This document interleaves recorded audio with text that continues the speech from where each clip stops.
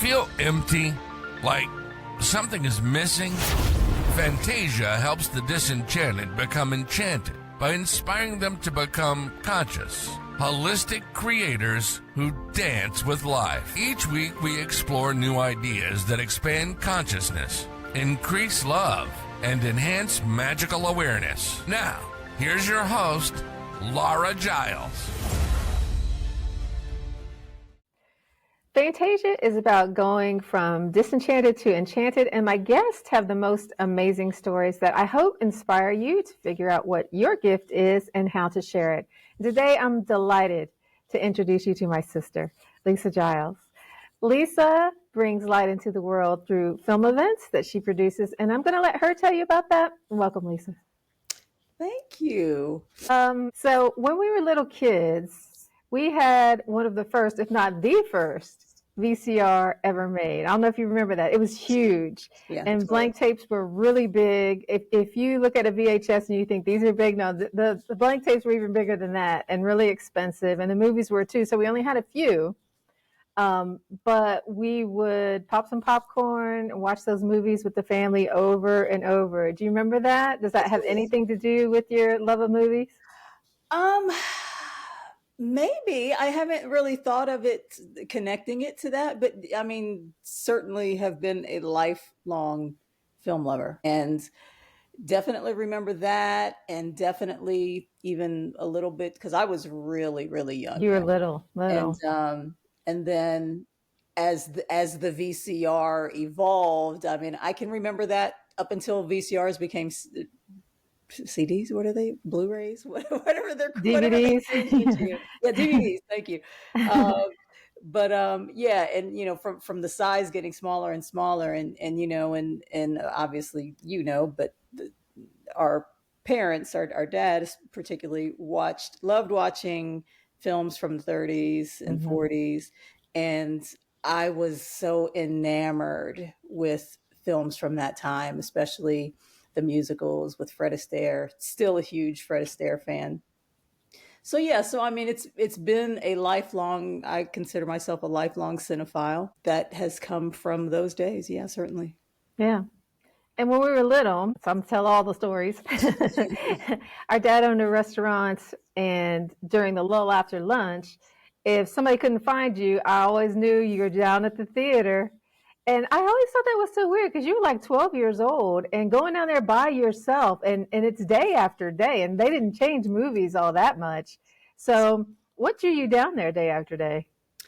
Well, as you know, at that point in our life, we were living in a small community, and that was my refuge. I'm, you know, have never been a type of person who had a huge circle of friends. You know, I've always had a small circle of friends, and so I was never necessarily hanging out with a bunch of kids. You know, I was fine playing with myself, and that was one of the things that I love to do by myself. And I still love to go to the movies by myself. And some people find that very strange, but I mean, I there's nothing better to me than sitting in the farthest row to the back in the middle of that row and watching that movie by myself with my popcorn. So yeah, I mean, I've done that. Yeah. Ever since I was 12.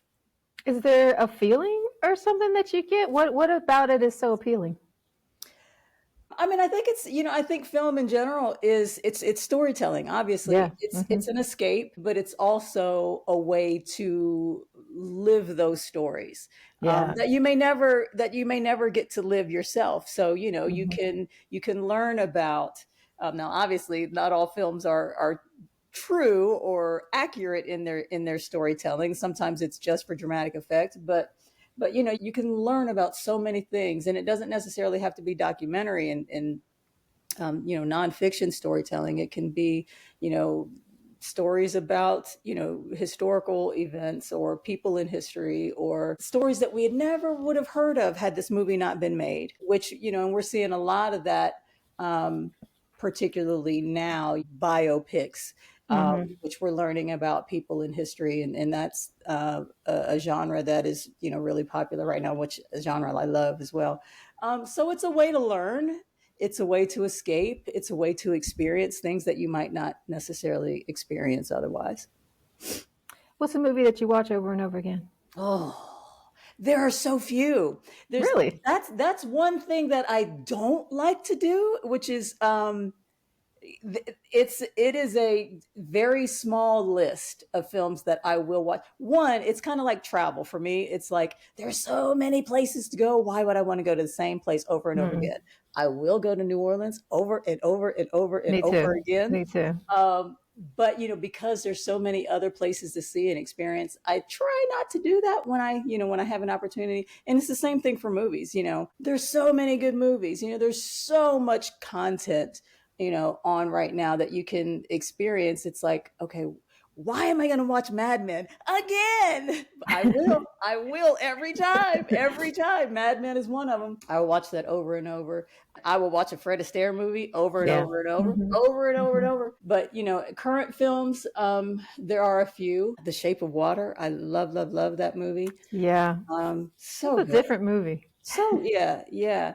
And there's some filmmakers that are just, you could watch it, what they do, and that resonate with you, that they tell those stories the way that you love them told. So Like who?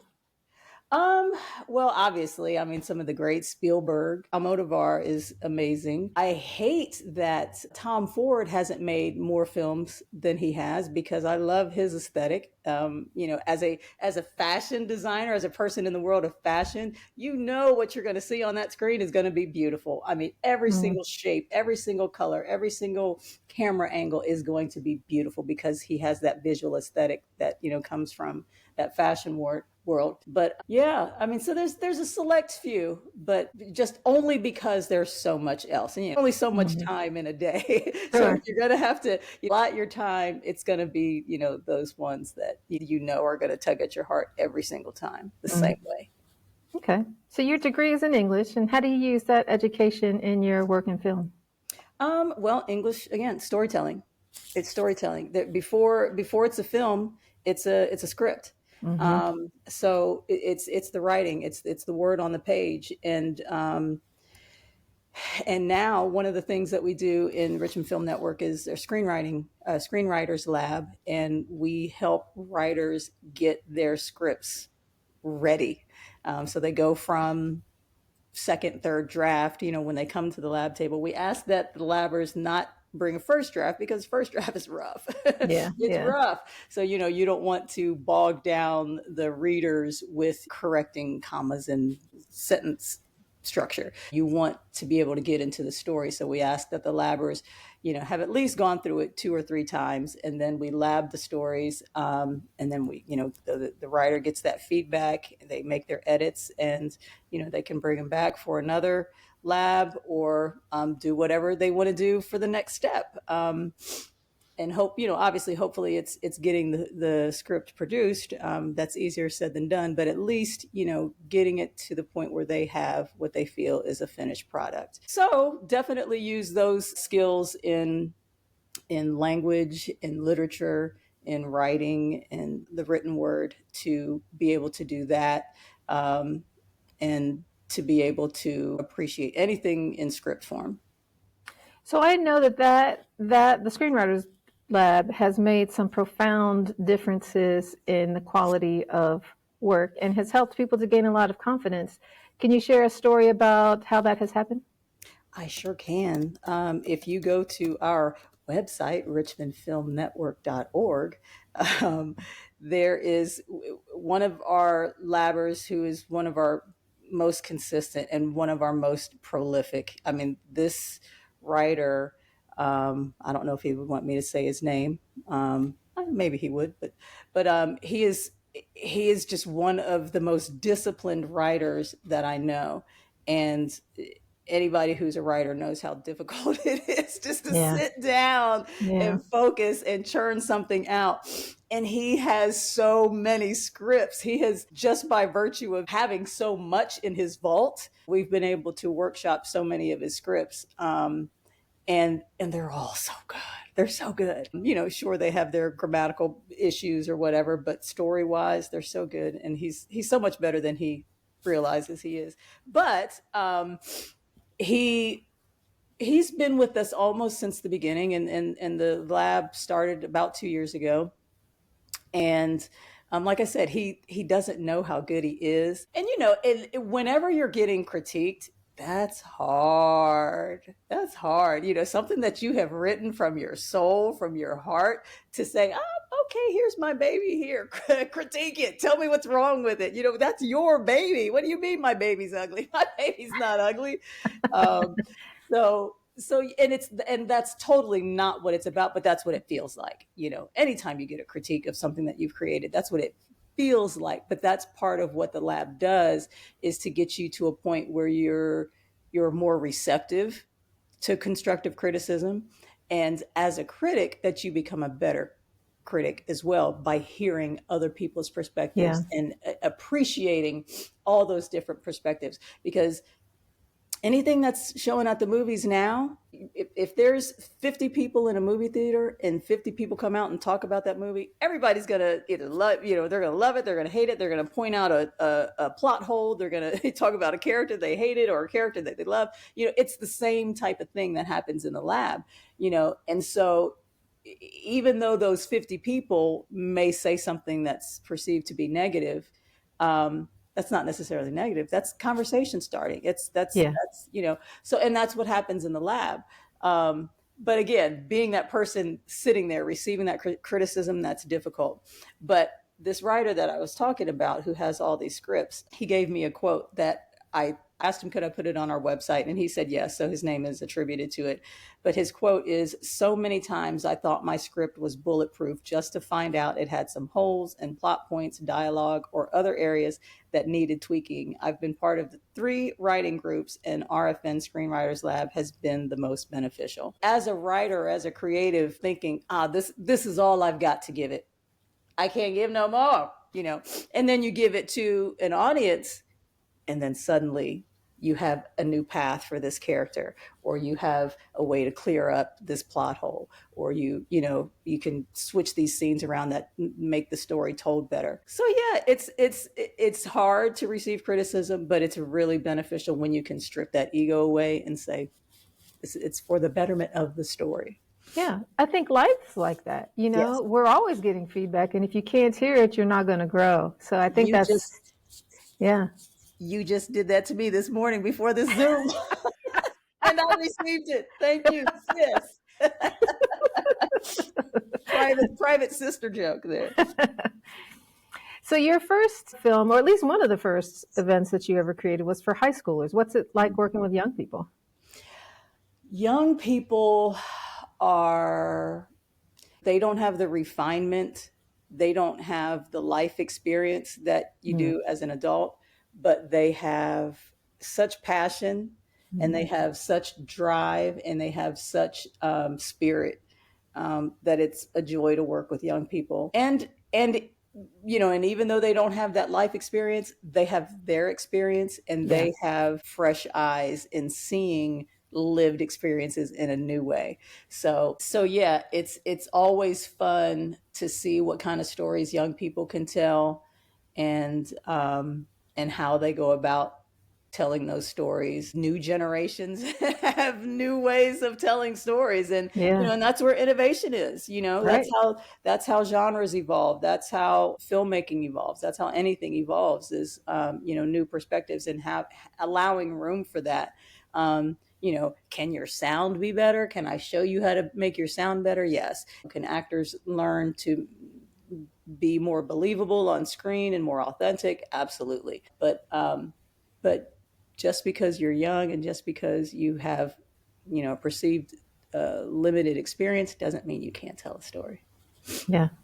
Yeah. Now, you've been the producer of the Richmond 48-hour film project for a while now. What is that event like? The 48-hour film project is a global filmmaking competition. The filmmakers are taking part in this project, where they have to write, shoot, and edit a film in 48 hours.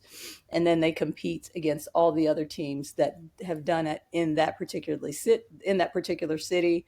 And the winner from that city moves on to compete against all the other cities around the world that have done the same thing. And we're kind of at that stage right now where the grand finale, where all the city winners are coming together for Filmapalooza in March in Seattle to find out who wins the whole thing. And of course, there are individual awards as well: Best Director, Best Actor, Best Screenplay, etc. And then from there, there's also about 15 to 20, somewhere in there, that are selected to screen at the Cannes Film Festival in France. So at the city level, it's an amazing way for anybody who has creative aspirations to hone their skills, and not only to hone their skills, but to make connections. There are so many people who want to make a movie and don't know how to connect with other people who can help them do that. Filmmaking is collaborative, period. You can't do it by yourself. You Yeah. need actors, you need writers, you need sound people, you need lighting people, you need editors, you need graphic designers, you need all of these people. Very few people have all of those skills. Some have many of them. Some are multi-hyphenates and do have many of them. And in the independent world, just out of necessity and limited finances, you learn to become better at many things. But in an ideal world, you have somebody for all of those different roles. And the 48 is one of the best ways to expand that network and meet those people. And from the 48 and going through that experience, and these creatives saying, oh, I want to do this again, I want to do this again, they can sometimes find that core group, and with that core group, make another movie and make another one. And sometimes they want to say, oh, well, I want to try something else, I want to mix it up, and I want to use some new talent. I want to work with this cinematographer and see what they can bring to this vision, or this writer who I love their stories. So connecting those creatives in that pool is what the Richmond Film Network is all about. In fact, that's how the Richmond Film Network was founded. I had been producing the 48 for several years, and without fail, after every single one, or sometimes during the projects, I would have the filmmakers say, Lisa, I need a gaffer. Can you help me find a gaffer? And I'm like, well, let me see. I met one the other day, but not keeping track. And then so I decided, okay, I need to start keeping a database of these people, or finding a way to put these people in the same room, so that they can find each other. So that's what the Richmond Film Network is. It's that room. It's a platform where they can connect, and they can just, through a simple search feature, search whatever they want and find that person and connect with them. And it's a funny thing because creatives tend to be introverts. Creatives tend to be introverts, like me, and introverts don't like networking. And so the actual Richmond Film Network networking platform kind of strips away that fear of meeting somebody in person. And it's easier to send somebody a DM and say, hey, you're a gaffer, what do you do? Or just click on their profile and they have a link to what they've done and see what they've done, and say, oh, I like that aesthetic, let me send them a message, and introduce themselves and say, hey, I've got this project, and would you be interested? And so it's a way to streamline that networking process, to kind of remove that fear of approaching someone in person, and hopefully finding a bond and vibing well together, and getting the work done. And I've seen it. I've seen many people through that platform meet people that they have really connected with, and that they have teamed up with again and again and again, and they're creating these films, and they're creating these stories, and they're putting them out there. So yeah, it happens all the time. Now, if I were in the audience and I'm listening to this and I'm like, oh my God, the 48-hour film project sounds like the way for me to get my foot in the door. Do I have a chance? Are there professional filmmakers that come in here and do this too, and I'm just going to be outclassed? You have to set your goals. And everybody has a different goal. If your goal is to get better and to practice, the 48 is a great place to do that, because it's low stakes, Mm-hmm. You got this weekend. Most everybody in the independent filmmaking world has another job. Sometimes an actor gets sick and they have to bring in their brother who's not an actor, and so I mean, things happen in that 48-hour time frame that make you have to pivot and make it work. And sometimes it works and sometimes it doesn't. And then on the other side, you never know what the judges are going True. to connect with. I've been in judges meetings where I'm just listening. I've been in judges meetings, and the judge dynamics makes a huge difference. If you have a judge that is outspoken and a little bombastic and a little intimidating, then guess who is going to have the last say? In a meeting where they're supposed to be unanimous, sometimes it's that more outgoing voice that actually gets the last say, and sometimes that voice does not reflect the voice of the panel of judges. And yeah, and it's everybody's taste is different. It's that's the thing about winning a competition, an arts competition. There's never a right answer. Yeah. There's never a one right answer. It's the answer for that time, for that group of submissions, for that panel of judges.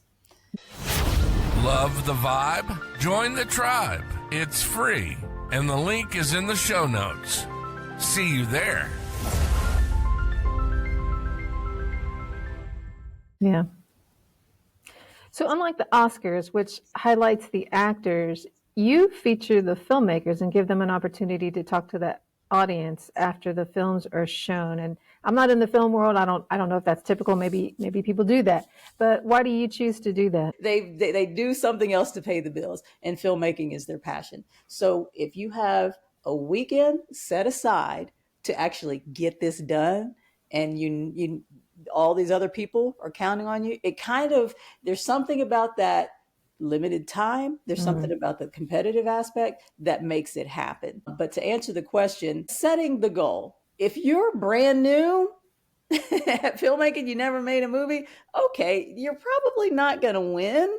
Not to say that you couldn't, but your goal probably should be getting better. Your goal should probably be learning something new. Your goal should probably be finding a network of people that you vibe with and you can do this with and get better together. That should probably be your goal, and that all happens, and that ain't nothing. That in itself is reason to participate in the 48, building that network, going through that process, learning what it takes.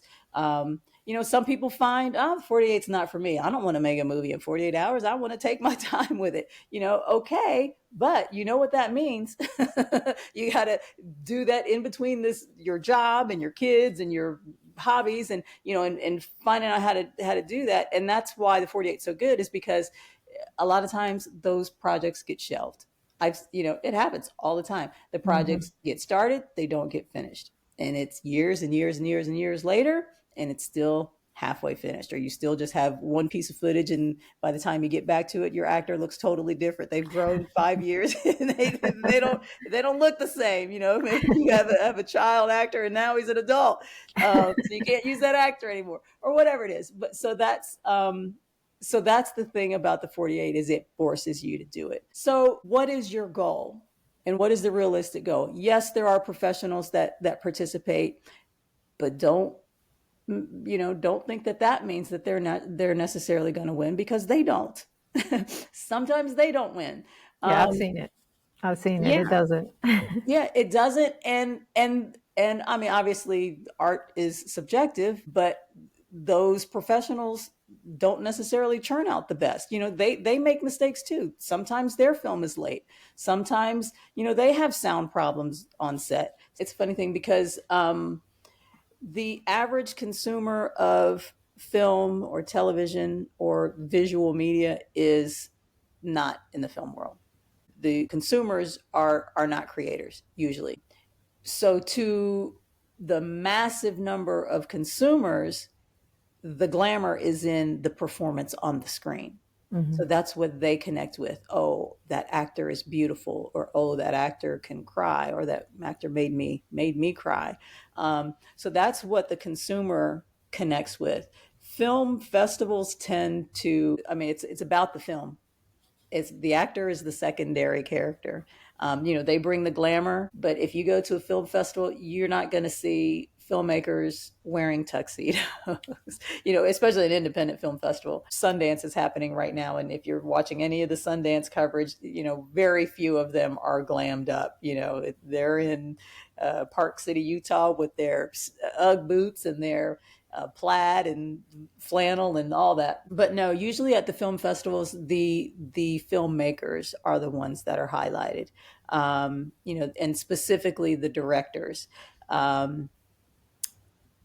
A lot of times, sometimes the producer. It's usually whoever the director is the main person that you focus on at a festival, because that's the person who takes that piece of writing, who usually is instrumental in selecting that cast, who oversees all the work of all the other departments and puts it all together. So that's the best person to talk about what you're seeing. The actor can tell you about that character and those character motivations and why they chose to play that scene that way or read that line that way. That's what the actor can do, and the actor can bring you the glam and the for people who follow that actor or who are fans of that actor, they can bring that crowd with them. But it's the filmmaker that can best articulate what you just saw and why you saw it that way, and how that project evolved from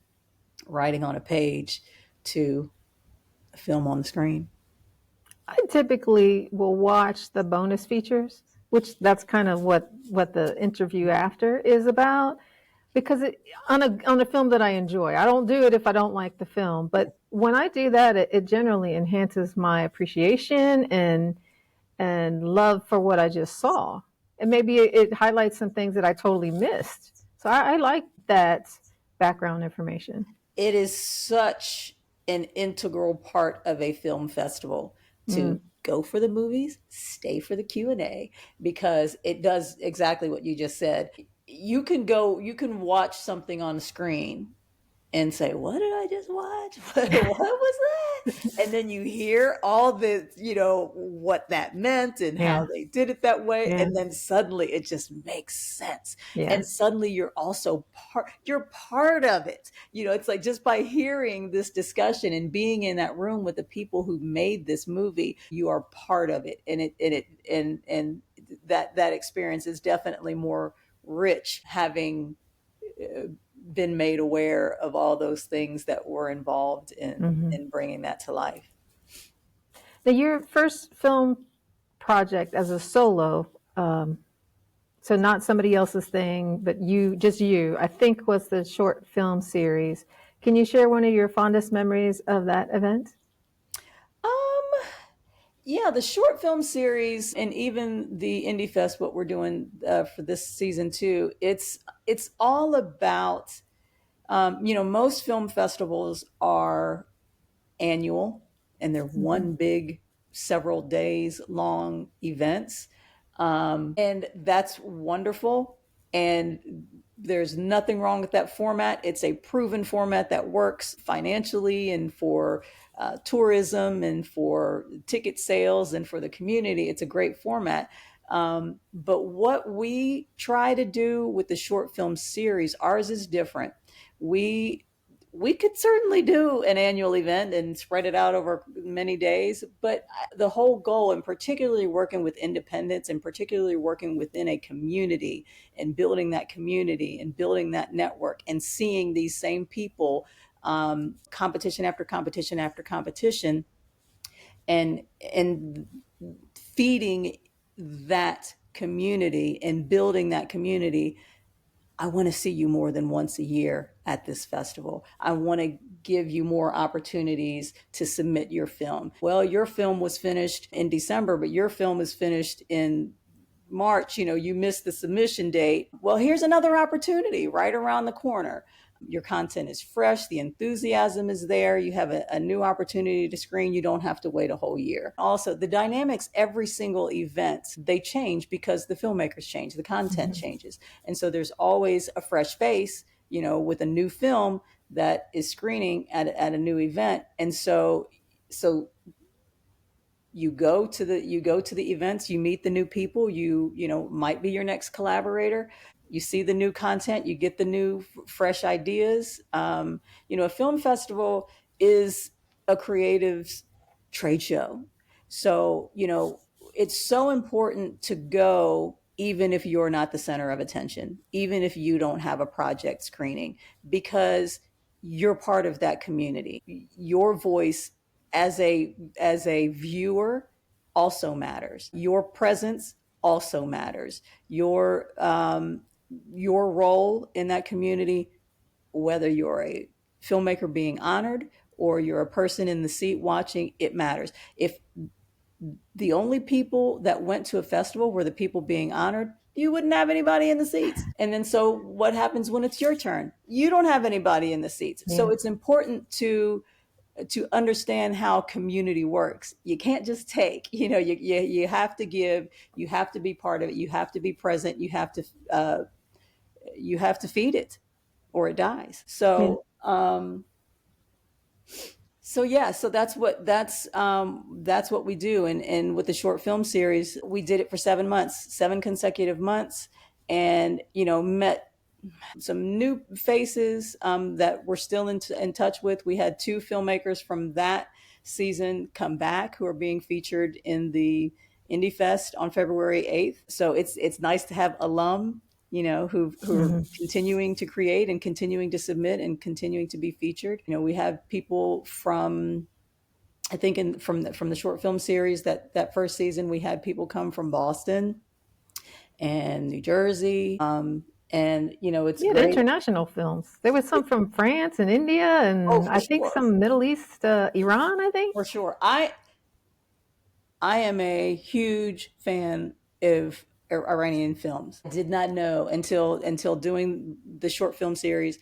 I had no interaction with films out of Iran, and it's like literally every single one that I get, they're beautiful. They have, and usually in many European and I guess Middle Eastern too countries, film works a little bit differently. Film is much more appreciated, I think, in those countries, and they have funding and they have support. A lot of times you'll see in the credits of a European film or an Iranian film, you'll see, government sponsored, it's like, what? Right. I've seen that. Yeah. So it's like, so there's funding and there's support for the storytelling. And apparently it's that way in Iran. And we have one, in fact, we're screening one February 8th for the Indie Fest.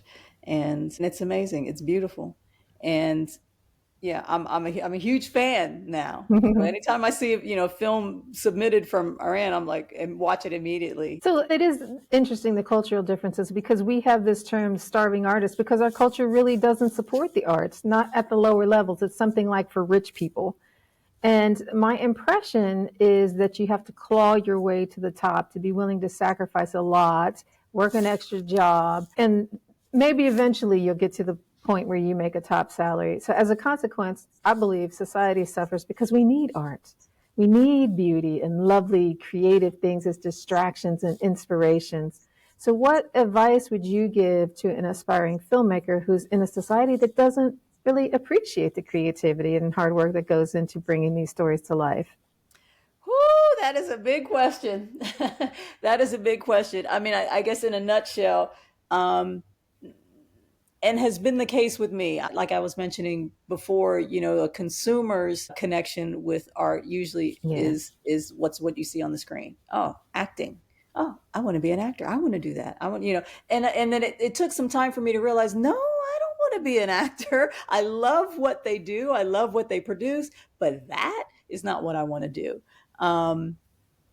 or maybe that was not what was best for my personality type. And there is a type that has the really good actors they are a type, anybody who tears down acting as being an easy job, you have no idea. You have no idea.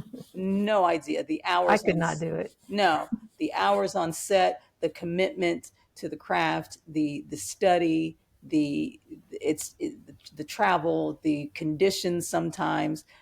You have no idea. So people who criticize actors as being overpaid for, glamorous work, you have no idea. But the advice to the filmmaker, if that is a passion, it's always going to be a passion. You might get sidetracked and you might have that good paying job that's taking your focus away. And guess what? That little man on the shoulder saying, right, that's correct. He doesn't go away.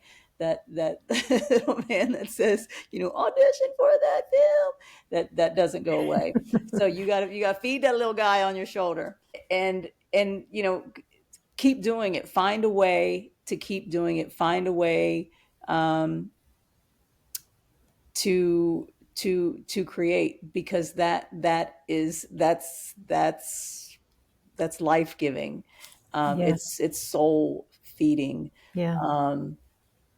So you have to find a way to feed that, and you have to find a way to, obviously everyone who's a creator needs to make financial sense if that's where your time is going to be. So as a creator, don't be afraid to charge.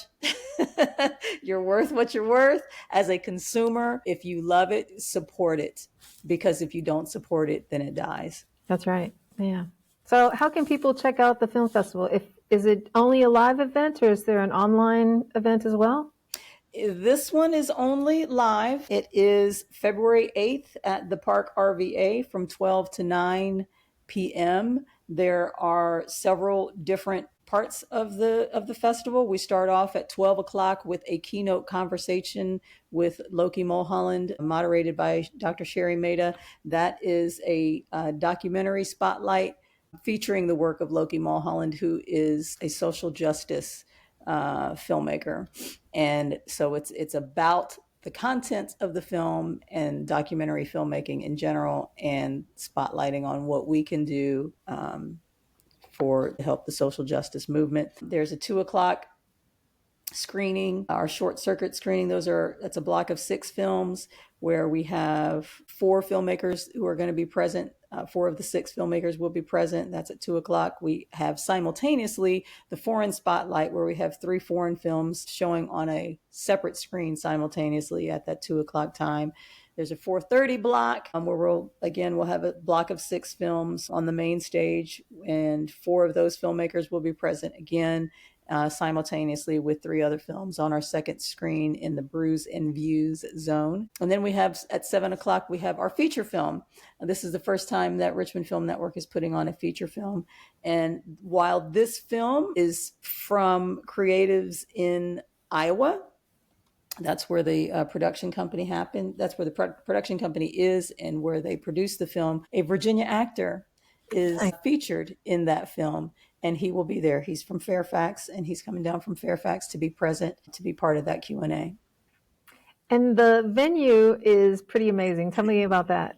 The venue is the Park RVA. This is our first time being there. They're relatively new. They're maybe a year and a half, 2 years old. And it is a entertainment space. So they have beautiful space, beautiful bars, and you can drink, you can eat, you can bowl, you can play video games, you can do all kinds of things, and you can watch amazing movies on the other side of the building, where we will be in the beer garden is our Brews and Views stage, and then our main stage is in their auditorium. So when I have guests, I like to have people who share their passion, and usually it's like, I am doing this thing. I am a sculptor. I am a singer. I'm a thing. And I really appreciated this conversation, because I think we all need people who are the wind beneath our wings. And that's what I heard you say today. Sometimes we are the wind beneath other people's wings. It's it's definitely need those people, because a lot of times in art, the artists are creating. They don't market, they don't they don't do finance, they Yeah. create. And I like to think of myself as a creative, even though I'm doing the producing the events and the promotion part of it. But yeah, if you don't have that other piece, then the art doesn't get seen. Yeah. So thank you. I mean, it's a joy. And and like I said, that little guy on the shoulder, that guy on my shoulder is like, Lisa, you got all these people who need this service. You know how to do this. You know how to connect them. You know how to put on an event. You know how to put them together so that they can network. You know how to help. So it's like, okay, this is what I'm supposed to do. Maybe I'm not supposed to be the actor on the screen. I'm not supposed to be the director behind the camera, although maybe I will be one day. But this is what I know how to do. I feel like I do it pretty well. And it's a joy to do it, to be able to bring stories to the community that might not ever get seen otherwise, and to honor the work that they do.